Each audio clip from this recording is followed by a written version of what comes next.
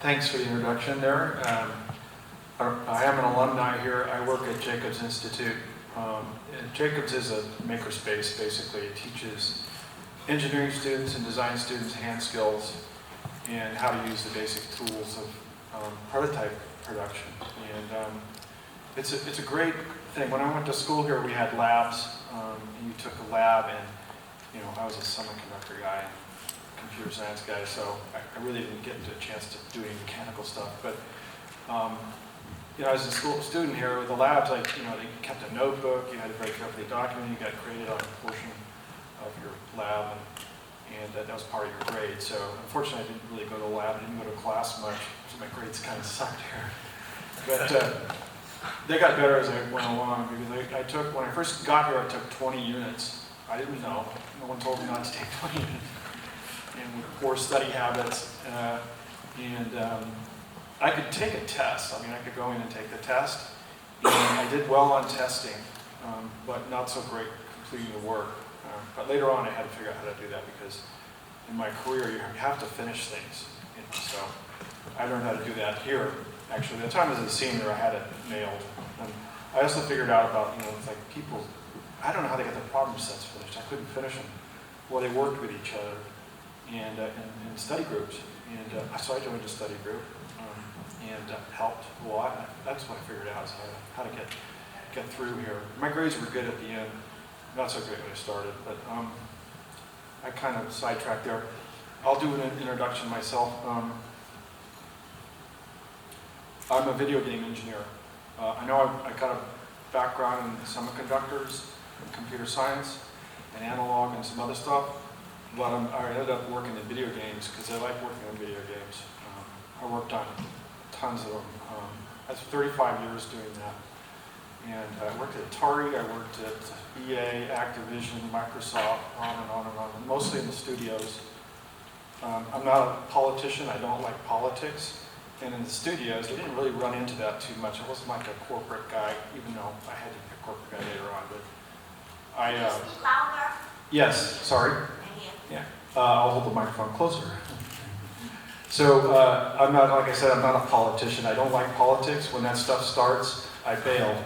So they put me in studios, though. I worked mostly in Activision in Burnaby, Activision in Southern California, and EA in Burnaby, Canada. So I like developing video games. It's a lot of fun. I'm telling you, it pays really well. If you want to make good dough, go be a video game engineer, because it does pay. And I will talk about startups, because I worked in the latter part of my career, I went to work at startups, and I'll talk to you about how things kind of work there, and why it's a great place to be if you can put up with the low pay. And usually they don't pay well. I think I was getting like $18 an hour at Oculus. It was very low because I took the stock instead. We didn't have that kind of money laying around to pay big salaries. So a couple of people, key acquisition type people got big salaries, but I opted for the stock. I always did that. So video game engineer, I was the chief engineer and co-founder of Oculus. I developed the DK1 and DK2 headsets with the team there. And who's heard of Palmer Luckey? You guys heard of him? Yeah, Palmer's a nice guy. I like Palmer. He was 19 when he started working there. He founded the company when he was 19. It's an interesting story. He showed up at I have a development R&D facility in the East Bay. He showed up there with another guy named Brendan Uribe, and they wanted to demo this VR headset that this kid had built from eBay parts, and it was really cool. It worked really well, actually. And I'll credit Palmer with actually doing the prototype work, the very, very first prototypes, which he wanted to do Kickstarter campaign and then build in his garage. And we just said, no, you can't do that. So, but he did do a lot of the fundamental work there. He worked at USC in their VR lab with Mark Bolas, and a lot of the design of Oculus's headset came directly from that. All of the pioneering work there was done by Bolas. Palmer was like his understudy, I guess, or intern. So Palmer had that sort of tribal knowledge when he came in. So I found it out with Mike Antonoff, Nate Mitchell, Brendan Uribe, and Palmer Luckey. And they hired me to do the production and manage the engineering team. And I was successful at the production. I'm not sure I managed the engineering team very well. They're hard to manage. So, and video game engineers, like, they got people that are creative. They've got a creative gene in them. They also can do the work and the programming, but they seem to have this sort of drive, and it's just amazing. I mean, these guys are like 25, 24, and they come in at noon. I get it there at 9 o'clock.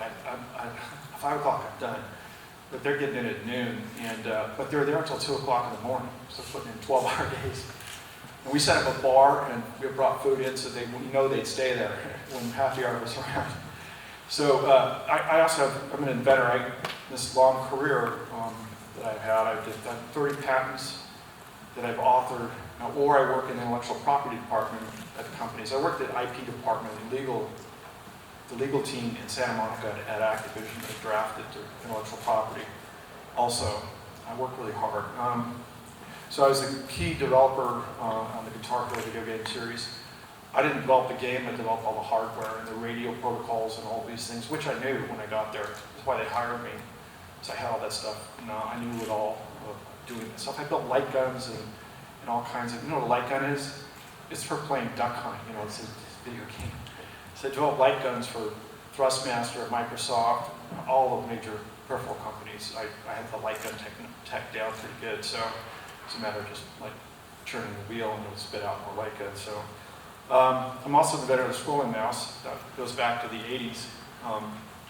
This is before I knew about patents, because I was probably, I was 26. I didn't know about patents.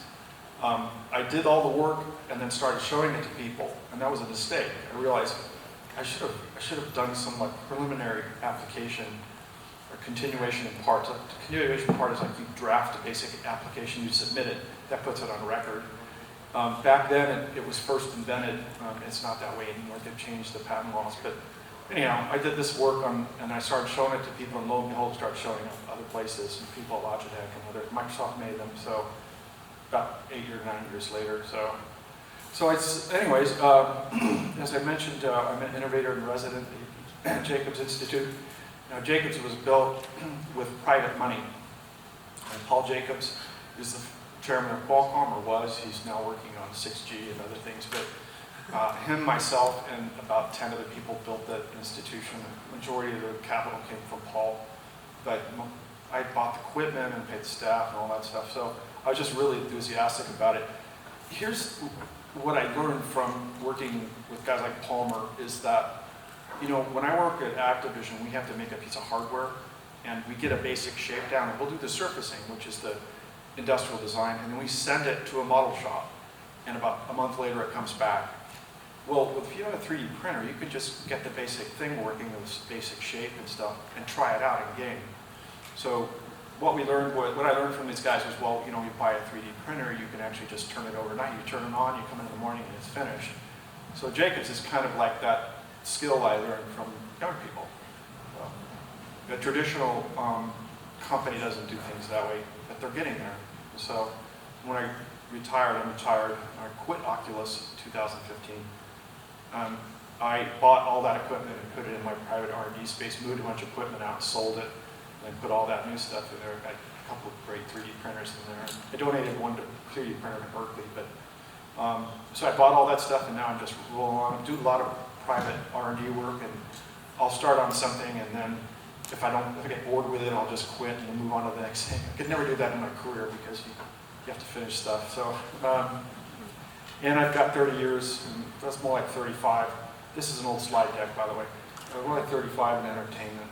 Electronics is basically entertainment ware is what they call it, which is software and hardware, rendering and all those things. Most of that's down in LA, by the way. So that's basically where I worked. So there's the picture of the scrolling mouse. I actually still have this thing. And I didn't try to see if it works. I got all my old PCs. When I filled the hard disk up, I just got another one. So I could plug it into another. I just haven't done it. But there it is. There's a broken part there, I think. That's what it's sitting there, but in the middle there. And then I got a scholarship at 9 for submitting a toy design. And my parents, I think it was $1,000, which is a lot of money. This is in '69.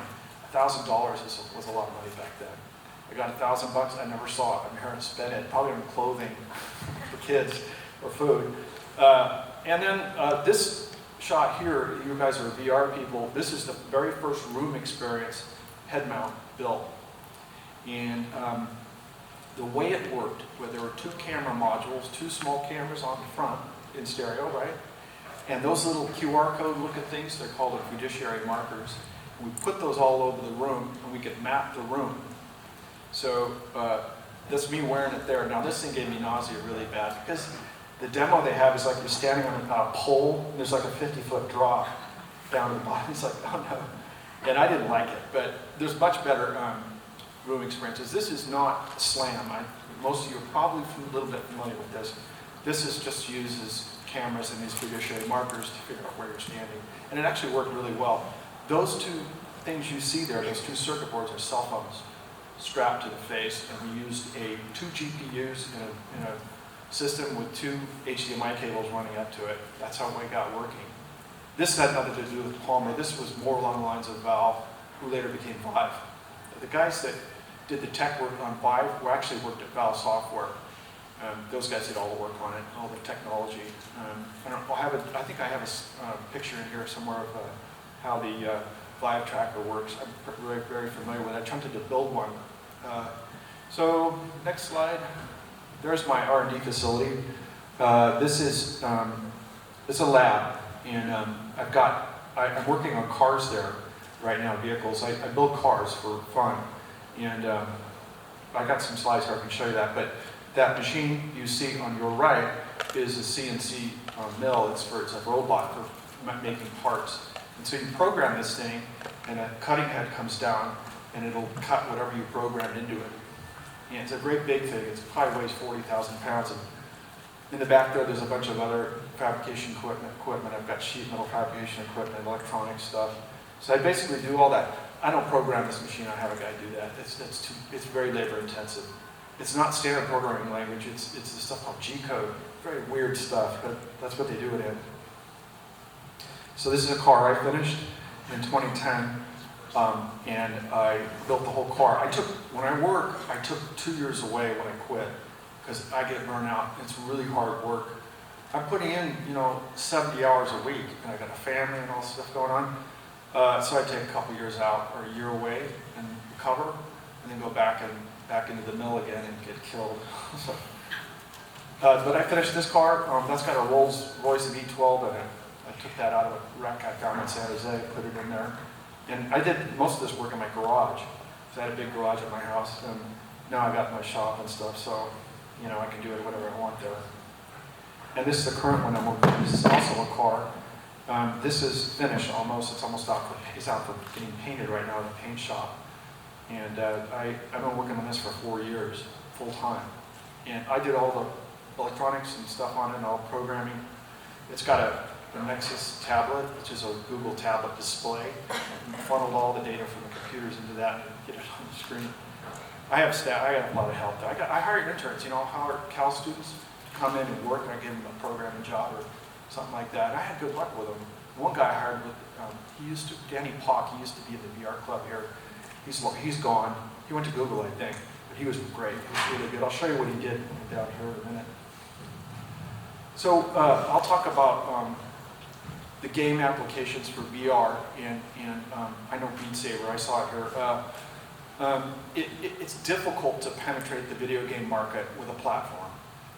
Microsoft and Sony and Nintendo have done that successfully. The Switch is sold, I think, 30 million pieces. It's very, very high seller. And when you have the platform, then you attract enough developers to write software around it. So Grand Theft Auto 5, you guys played Grand Theft Auto 5? It's a great game. It's pretty bizarre. Anyways, it's actually a very good game. I like that game, but I won't play it because I get to stay there for hours. But anyways, that is a $500 million investment for a company to make. Take-Two, it's a publisher. $500 million. I mean, that's a lot of money. And then 200 million of that is marketing, and then 300 million has to be for art and the programming staff and all those things. And then it's really risky because you might publish it out there and you think you're working on something really innovative, great, and it turns out to be a complete dud.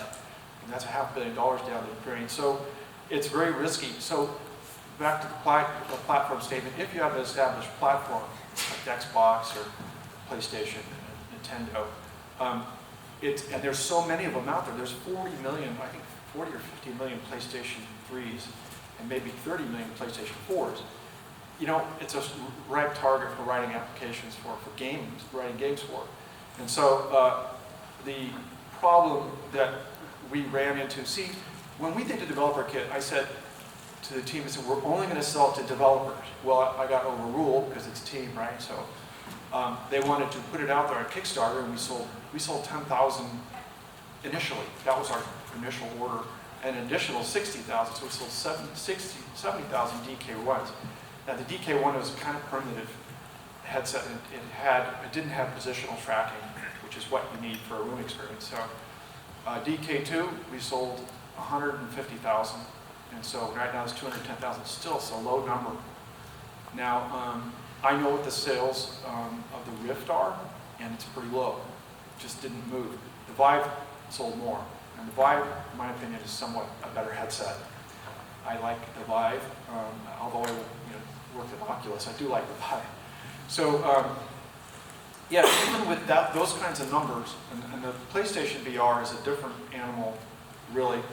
I don't think it's very good. I don't like the performance. It's running on a kind of a low-endish GPU, graphics processing unit. The processing power is not high enough, so to run VR you need a lot of processing power. So and so anyhow, I'm not a big fan of the Sony PlayStation VR, but they did sell the most.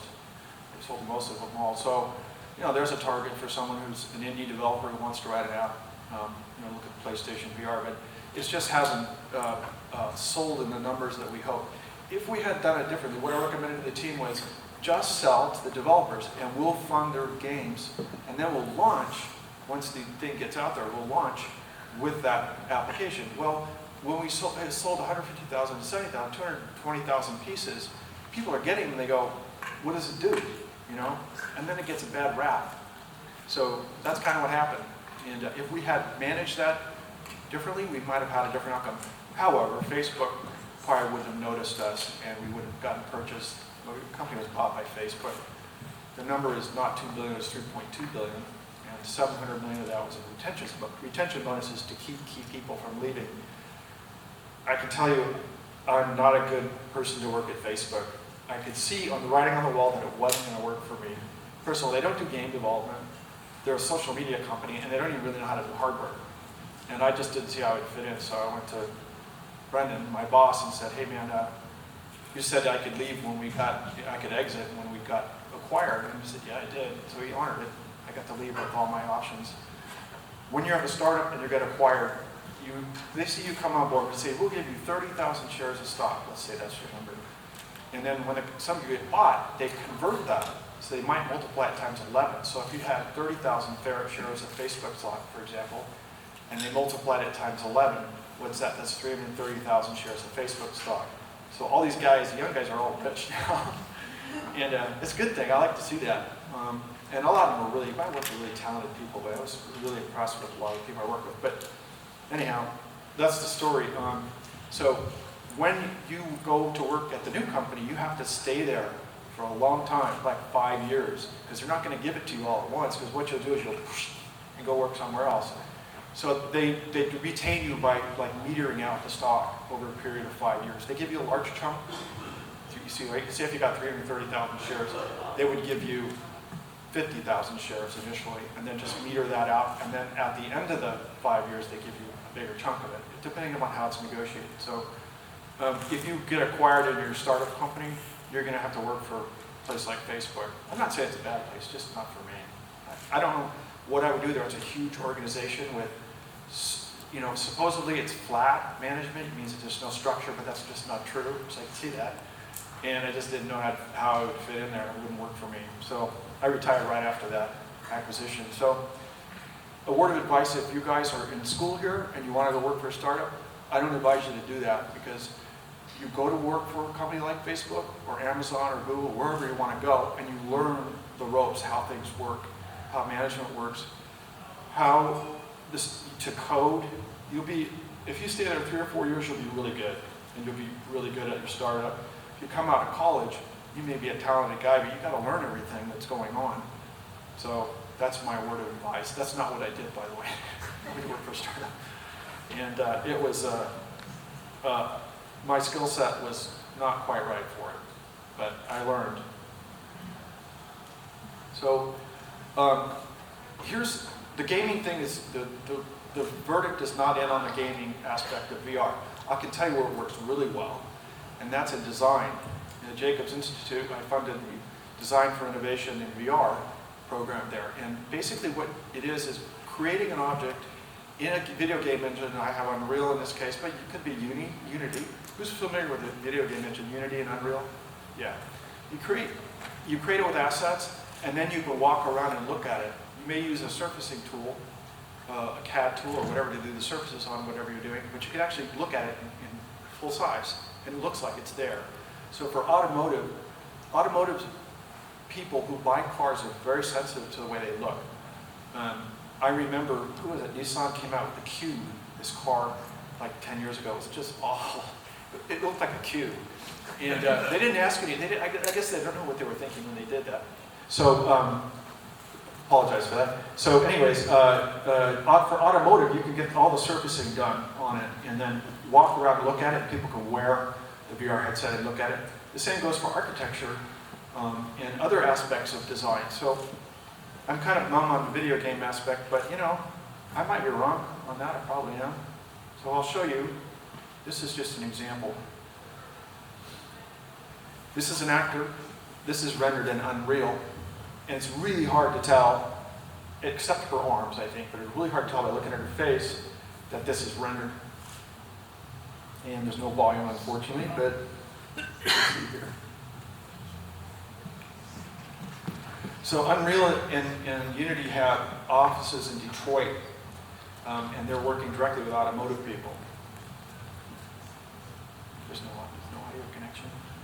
Sorry.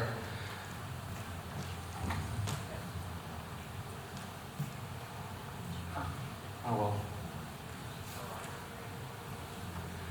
Well, she says some things. So, anyways, so you can create, I mean, the Hollywood, the video games have changed a lot of things. One of the things that had a really big impact on is Hollywood. If it weren't for the GPU, which was primarily designed for gaming, see that, here's the other thing about a GPU. You know, AIs are around, right? You've heard of AI. That uses a GPU. It does. GPU does matrix multiplications, huge matrices, very, very quickly in floating point. And floating point means they're real numbers. That's essentially what AI is, a neural net where you have to take the matrix multiplication of very large index matrices, so dot product. So GPUs do that very well. If it weren't for gaming, there wouldn't be any market for GPUs because they were expensive when they first came out. I remember when they came out, in the 90s, and they were pricey, and they weren't that great. I mean, now NVIDIA, AMD, they've got the GPU market pretty much, but Qualcomm's got GPUs and their Snapdragon mobile chips too. So, but if it weren't for that, there wouldn't be a lot of things like all the CGI in Hollywood.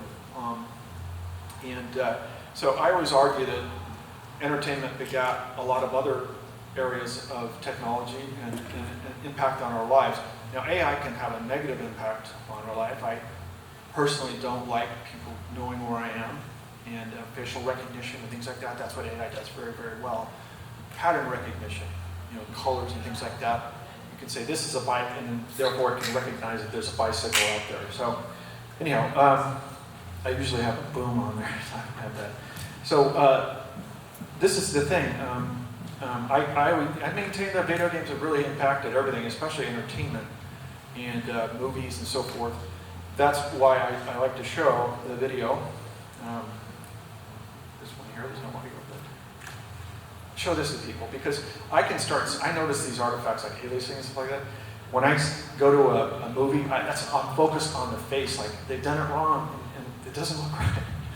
Because I kind of know a lot about this stuff, but now it's getting to the point where I can't tell really. I'm having a really tough time telling. And the way the physics on this isn't right, the Unreal Engine physics aren't quite right, the dress doesn't move right. But the rest of it is really good. The face, and it's very hard to do a face. Yeah, I can't get any audio.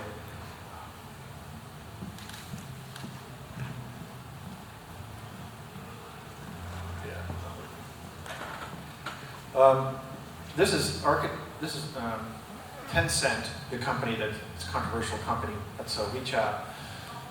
Tencent also owns 10% of Activision. It's a Chinese company, and they're headquartered in Shenzhen. But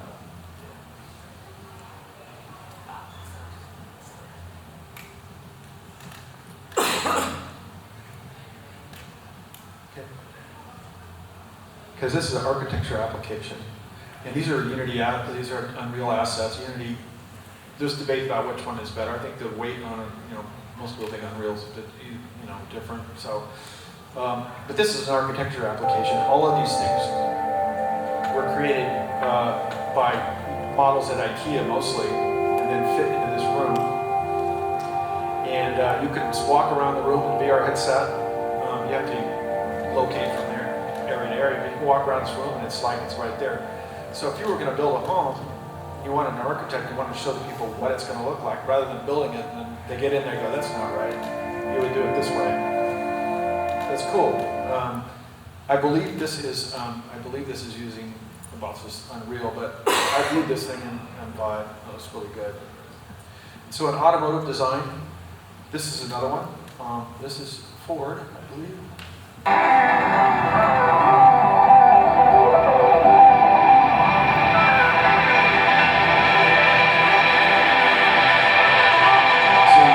That's the entire car. The model is imported into Unreal. And you have to use a lot of software to do that, but nuts, bolts, the materials, the textures of the materials, the seats, everything can be modeled. When I was at the Unity convention down in LA, there was like a conference there. I was talking to the people that developed the software, and they had done a Toyota LC500, which is a Lexus sports car thing.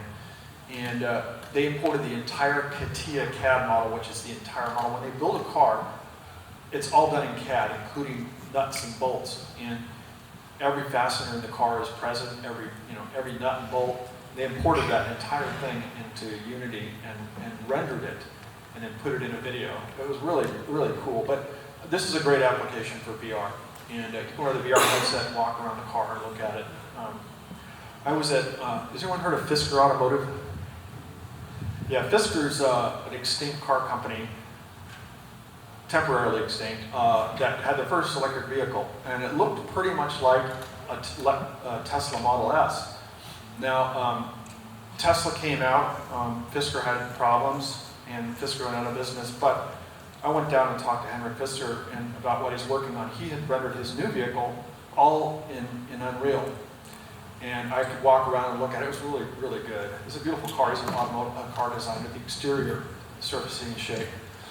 I think it has really big applications. I also talked to this guy named Mouse McCoy.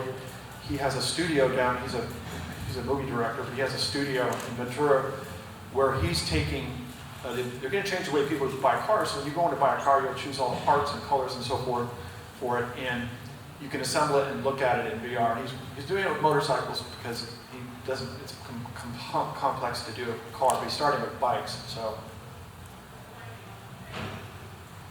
this is, okay, when I left Oculus, I didn't stop working on VR. I was working, I know about SLAM. SLAM is simultaneous localization and mapping. So it has camera. So that pattern, you see that sort of infinity sign, is called a Lysigue pattern. It tries to find the concentration and greatest energy coming off the ball. So I'll play it again. Oops.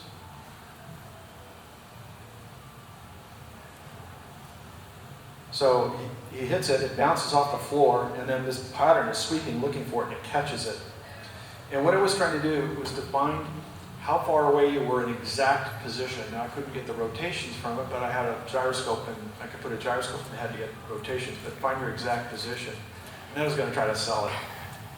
Unfortunately, I got, it's one of these things where I started in on it, and then it got too big of a project, and it was just me and another guy. and decided to sort of abandon it and do some other stuff that I was interested in. And I'll describe what that is. You know, you've seen drones, right? These drones in Saudi Arabia that punctured the oil tank. I was trying to figure out a way if you could take one of those things out without shooting. And so you can. And use the radio waves. And so I don't have a picture of it here, but I built a jammer that can actually jam a drone in flight. It's a very high-powered radio wave. It's right in the ISM band, which is right where they receive their control signals. And the radiation that comes out of the front of the thing is very powerful. It can heat up water or fry an egg. But you know, it's very focused, like a flashlight, so I can just point it at the drone. Anyways, that's what I've been working on, and I wanted to see if you could do it. I bought most of the parts on Amazon, like the antennas and things like that. I wanted to see if you actually just make it off eBay parts, but not really.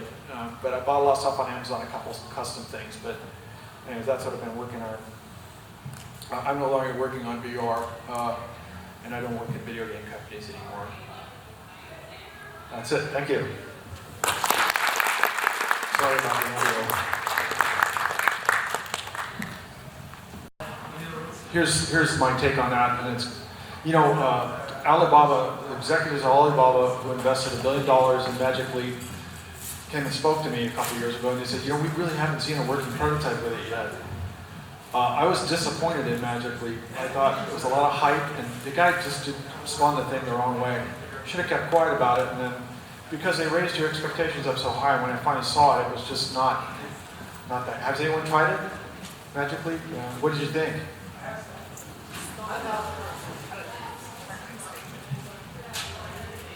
It's not really about glasses, it's about magic or somewhere.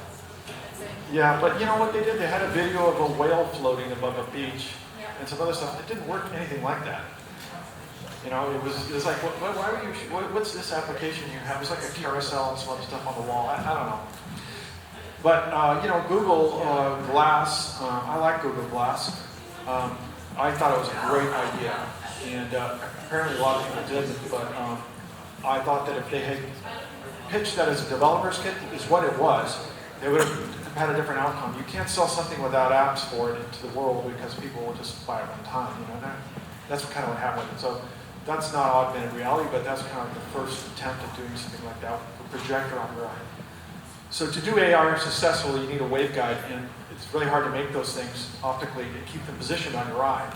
That's kind of the big problem, technical problem. With the HoloLens, it's got this, it kind of grips your head and sits on there. So it's not big of a problem, but as glasses, they move around, you talk or whatever, you know, so that's my take on it. Any other questions? Yes? I'm just wondering about what do you think about Alexa or new forms of computer? I can't hear you. What do you think about Alexa and smart speakers? How do you think that new forms of You know, Alexa works really well. It does. I don't like it having it in my house though. You know, Nest, the thermostat company, has a microphone in it. Why does it have a microphone? It's Google. I don't want it listening in my house, you know. So I like it. It works really well. It's really, the voice recognition works great. I wish it had an audio out jack on it so I could plug it in my stereo, but it doesn't have that. But to answer your question, I think it works really well. Facebook has a similar product. It's Portal, and it's sort of out, but with all the privacy stuff in Facebook, they really haven't talked about it. I have one, and I've never opened the box because it's in your house with a camera on it, so that's my problem. The privacy, you know, it's a big one. Yes? You work both at Harmonics. You know, did you work on any of the patents? I was curious about what your impressions were of the Harmonics patents and DeepSeek. Well, good question, because I work with Harmonics over there. They're in Boston. That's a studio. They had a music. They're a music company essentially, but what they do is stream. What their top skill was at the time was streaming audio off and syncing it with the video, because they had done that in another product. And when we saw that, we knew that was a really tough technical problem on the PlayStation 2 to solve, because they're a little out of sync. They had that background. We contracted them to write Guitar Hero 1 and Guitar Hero 2. The rest of it was done at Neversoft in Los Angeles. The deal was a really dumb business deal, because in the process of doing this, we agreed to allow them to write their own music game, guitar game. It didn't sell nearly what we sold 64 million or something Guitar Hero. That's very large sales. And they didn't do anywhere near that, but they had a really good game. I thought it was great. They had a lot of problems with their hardware. They shipped with it because the hardware failed in the field. They didn't know how to make hardware. They had a kid's toy developer developing a peripheral. It's just a different animal. And so the IP part of it, I think I saw the game the first time in 2005 at CES. Went to the trade show. They said, "Got to see this thing back here." I thought it sucked. You know, it was really weird. Who's going to play a plastic guitar? I was terribly wrong again. But I went and saw it, and so that was before Harmonix. But they had done a demo on a PlayStation 2 demo console for us. We paid them contractually. I was not a founder of it. You mistakenly said I was a founder of Red Hot. I wasn't. I was hired by them to develop all their hardware and get it manufactured in China. So the other guys, the co-founders, the founders are actually Berkeley guys, Kai and Charles Wang. They're on campus here all the time. They do a lot of great work here. So to answer your question, on the IP part, we have patents. Activision had patents. I helped draft those things for them. That's what I did there. So thanks. You have another question? Well, I was just curious, like, Beat Saber seems to get around the patent somewhat in terms of maybe patents. Harmonix patents? You mean the timing game patent? Those are owned by... We licensed patents on timing games from another company.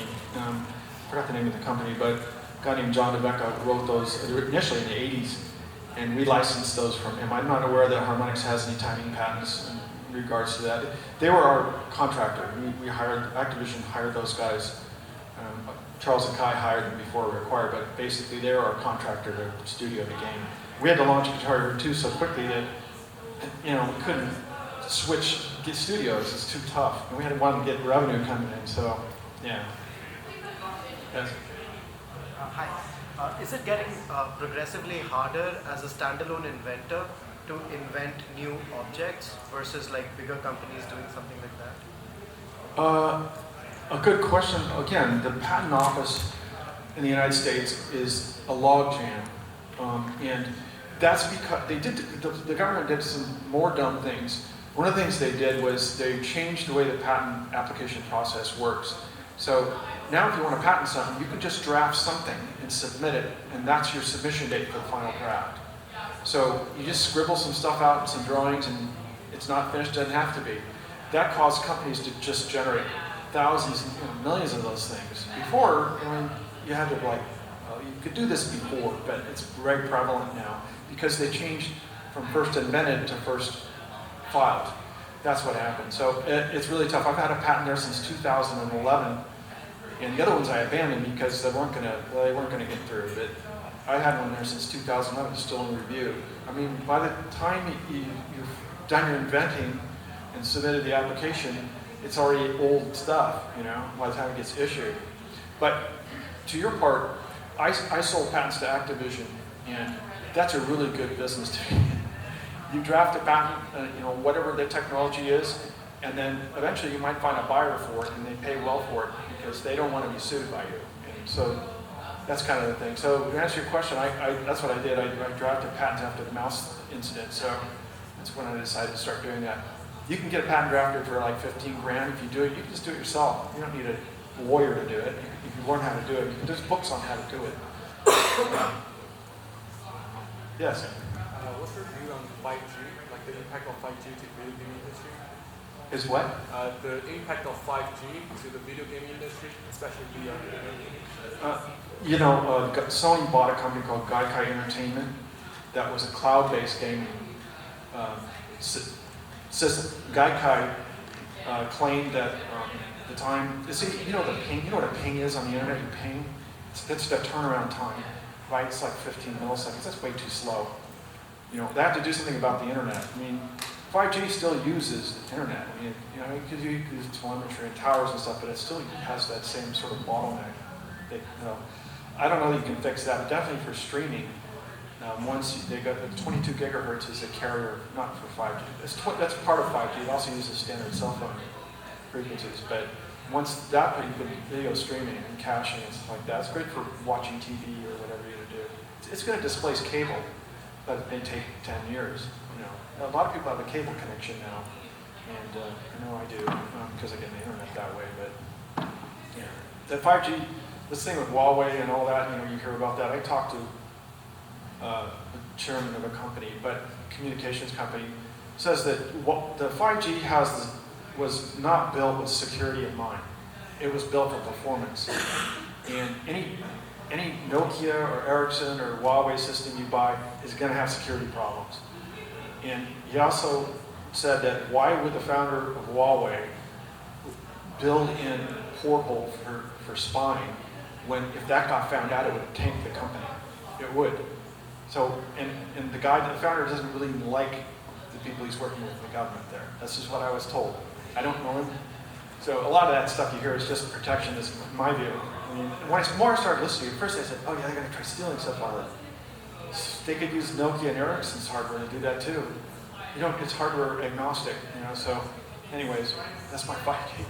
Don't be afraid. Any other questions? Yes? What kind of skills did you have before, and what did you learn during startups? When you come out of school, you really don't know how, I did know how to do things, but I had I had an education. Here's the thing about hiring a Berkeley grad. They're brainy kids, they're smart. They are. They're the smart guy in the room. So, but when they get into the world, they don't have the kind of like skill set that you need exactly. But later on, they outpace the other people. So that's to tip my hat to Berkeley. And to answer your question, I learned everything on the job. I used calculus maybe 4 times in my career. And the latter part of my career was all management. And I didn't like that. I liked designing stuff. I didn't like running people around. This is not my thing, but I had to do it. I was the only guy that knew how to do these specialized things. And so I had to organize people to get them to do stuff, and sometimes they don't want to do it. To answer your question though, I had basic stuff from when I was a kid, because I was kind of a tinker and a hobbyist.